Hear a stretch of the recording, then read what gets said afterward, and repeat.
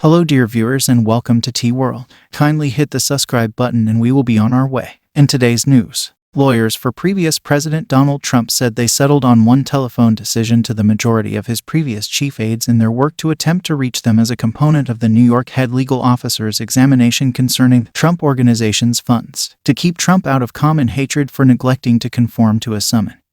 His lawyers were requested by Friday to fulfill the leftover circumstances or the $10,000 each day fine could be restored. The excess things incorporate a depiction of their work to find Trump's previous leader partners to make sense of what the previous president's report maintenance and obliteration strategy was while he ran the Trump Organization, and an oath from Trump's ongoing right hand. In another court recording Friday, Trump lawyer Michael Matteo said they acquired contact data for 10 of Trump's 13 previous colleagues from the Trump Organization and left one voice message each for 6 of them on May 18. The calls were rarely returned. He said they likewise talked with 2 previous associates who said they would get back to, however, never did. One previous associate's telephone was unavailable, as indicated by the documenting. The numbers for 3 others, he said, were not accessible. Trump's ongoing associate, Molly Michael, wrote in a testimony that she is engaged with the Favorable to Trump Save America PAC and has never worked for the Trump Organization. Michael said that she doesn't have a conventional report strategy and any printed versions of records would be situated at an office at Mar-a-Lago. Michael said she turned over duplicates of specific reports to a Trump lawyer last December. The New York Principal Legal Officer's Office has one workday to answer Trump's recording and make any protests concerning whether Trump has met his commitments to fulfill the lifting of the common disdain request. In April, New York State Judge Arthur Engoron held Trump in common hatred for neglecting to conform to a December summons for records. Lawyers for Trump and the principal legal officer have been participated in an ever-changing about whether Trump has scoured file organizers,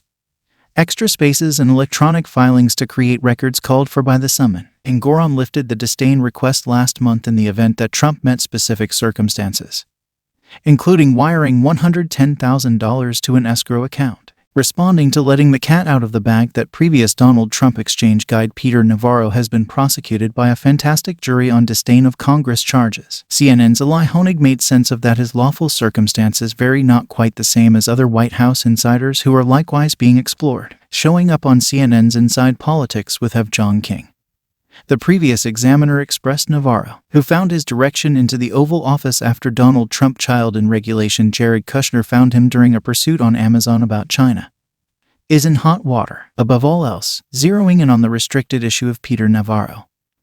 This is terrible information for Peter Navarro. Honig made sense of. This is significant. This is a government prosecution. The United States versus Peter Navarro. On the off chance that he's sentenced, he can go to jail for as long as a year. He proceeded, prior to adding, "It's critical to take note of. This is an uncommon regulation that says assuming he's sentenced, he needs to go to jail for something like 1 month. The stakes here are genuine and greater picture John."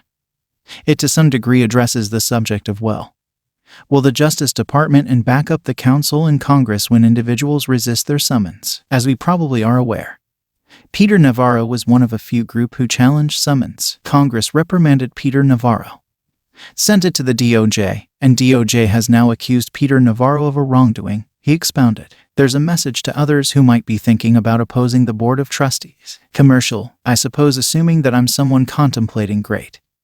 Would it be advisable for me to conform to the summon to affirm in hearings? I'm observing this incrimination of Navarro, and that could push me toward affirming," he added. If you made it to the end of the video, kindly hit the subscribe button and leave a comment. It helps the channel.